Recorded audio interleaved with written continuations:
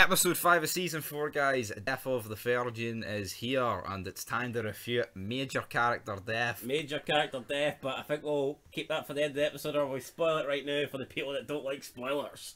We'll keep it to the end of the episode, because that's when it happened. Loco. Anyway. Coco. Let's go, boom. Now, we kick off the episode. Adelita has got the location here of her baby, and it turns out that it's the agent that worked with Potter. I think it's Agent Perez, or is it Agent Perez? I'm willing to bet it's Agent Perez. He finds her, well, she finds her. A quick scuffle here. She basically kills her, and then like her husband or boyfriend or whatever, he just fucking runs off, and then she kills him off screen, and then Adelita's got her kid back, and it's like, what the fuck is going on here? I mean, 2-on-1 the job out, and we can't stand Adelita, and the fact about 3/4 of this episode was non-club really did affect it, guys. But you know what, it picked up majorly towards the end. So yeah, it did get better, but I mean, we got off to a slow start here. Miguel talking to some kid, and then this kid ends up getting killed by the LNG, and some guy looks like he's got something wrong with him. Did not predict that he would die, but Tommy bit the dust here. Thomas. Alright, Thomas died. That basically covers Galindo. Also, he kind of found out that his mother could have potentially cheated, but he joked about it and didn't really take it serious. But obviously, I was alluding to Felipe because the nun's sister said so. Meanwhile, Hope quit her job, broke a couple of eggs. Major stuff about Hope at the end of the episode, but we'll get there. Also, we Hope needs hope, but after this episode, there might be no hope. That's unfortunately. Next up, Emily. She thinks she's being followed. She crosses the street. She says, "Help me, man." She's like, "Oh, I will, Mrs. Galindo." Well, Emily Galindo. And then basically it turns out these two people aren't actually police. They're like PIs, private investigators, investigating the death of Marlowe, which is weird because it's like they're digging up a lot of old storylines here. You just assume this was police that had found her, you know? And it's like, what's she gonna do? And then as they're leaving, they're like, "Oh, so when are you gonna tell us who you hired to kill Big Marlowe?" Yep, so it looks like Emily's fucked. These investigators are on to her. They know what went down. Emily can play dumb and lie and all that shit, but at the end of the day, Emily is in deep trouble. And will she rat on will she rat on Easy? I mean, maybe. Could do. Phoned him at the end, but he was busy. Talking to Easy, he visits his pal JJ, and this scene just felt really dragged on. He also, her at the dog place, a dog got put down, which was, I mean, I kind of felt sad for the dog, but I don't know.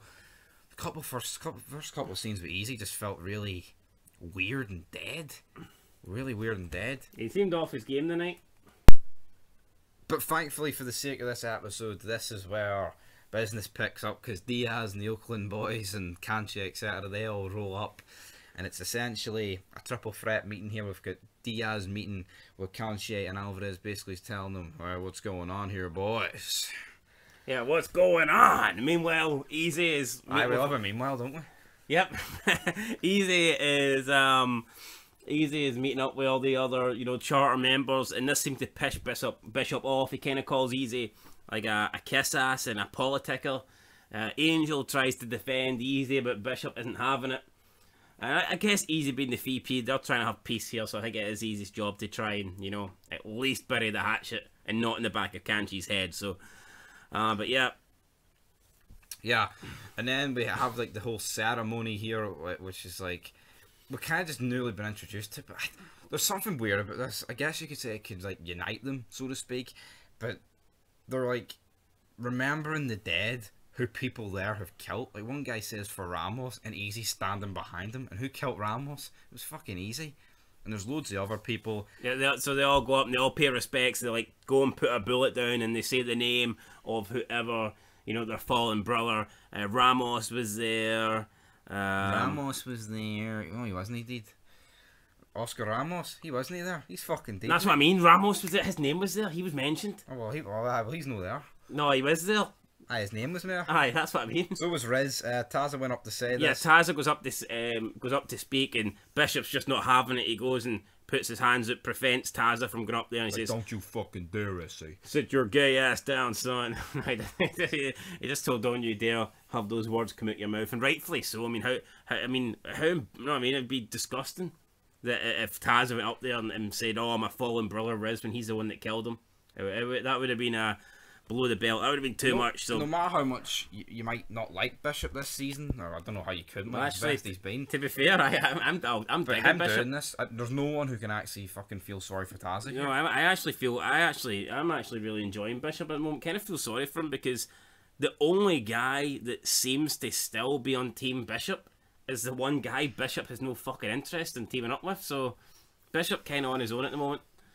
I guess you could argue he's choosing to be on his own, but he's put in a hard position. How can he let go? And he's dealing with the the pressure and the guilt of knowing that Tazza killed one of their own brothers. It must be very hard what Bishop's going through at the moment. And then we have Diaz. He meets with Alvarez by himself. He says that Santa Padre's basically fucking ruined everything. And then he says, "I've already had this conversation with Kanchi." And he's like, "Yeah, but he hasn't had your back the past 4 decades, essay." Yeah, I was under the illusion that Kanchi and Diaz got along well, but based on this, it sounds like Diaz doesn't even really like Kanchi. They probably get along well, but Diaz is just using his bus pass essentially here in order to get deals done. Basically says that something similar that happened to your son Isaiah needs to happen. What's that alluding to? Isaiah was a good Mayan though, and it's essentially Diaz saying, "Look, you had to take out Isaiah because he failed a hit, and you might have." Diaz could be handlebar moustache guy with the handlebar moustache no longer on his face.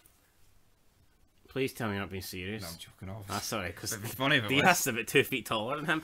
Essentially, Diaz is telling Alvarez here that for the good of the club, he might have to put someone down in order for the club to move on. And I get Diaz's logic, right?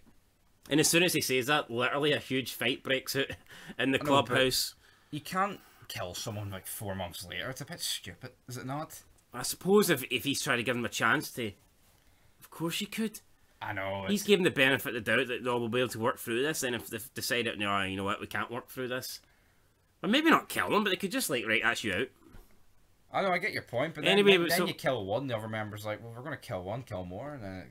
Well, maybe you only need to get rid of one, though, to fucking solve the problem, I don't know. Anyway, back in the clubhouse... I know, but you try to tell me to kill one Santa Padre member, and they're still not going to make fun of Steve, for example, which they did.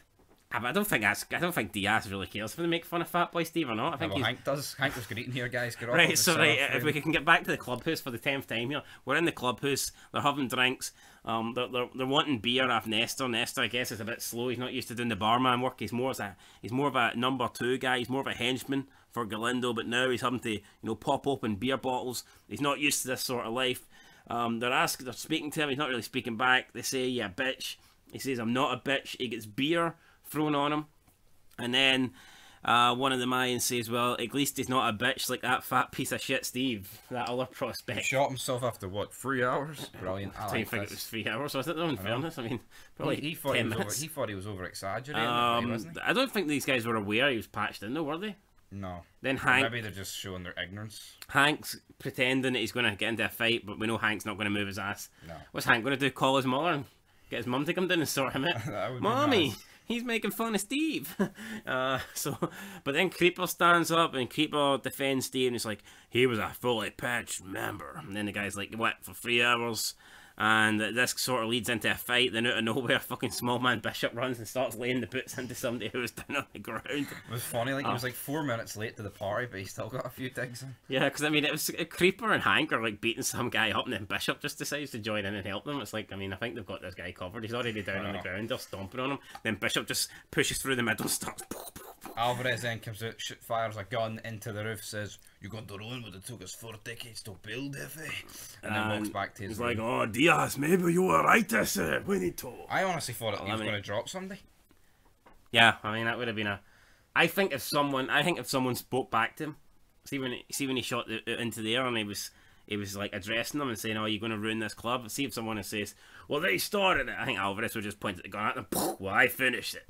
That's it. I mean, yeah. And then we have the woman for the dog shelter or whatever. She visits Easy, and this intertwines with like the ending music. She looks very, very similar to Niels. No.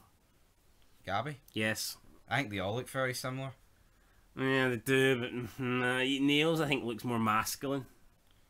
But she kind of looks like I think she looks half a Gabby version of Niels. Aye.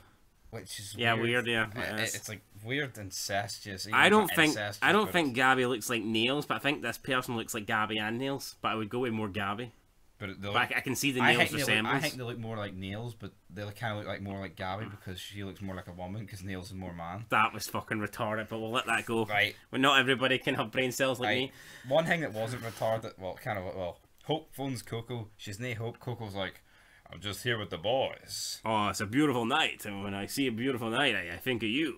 Prior to this, though, the son, San Bernardino, they meet up, and he's like, it's okay for the Mayans to meet Mr. Mayhem. Four of them then pull up as Coco was on the phone, even though it was just a wee bit, but after Coco was on the phone, he basically says to Hope, there's hope, everything's going to be alright, we're ex-junkies, I'll be back tomorrow. Will he be back tomorrow?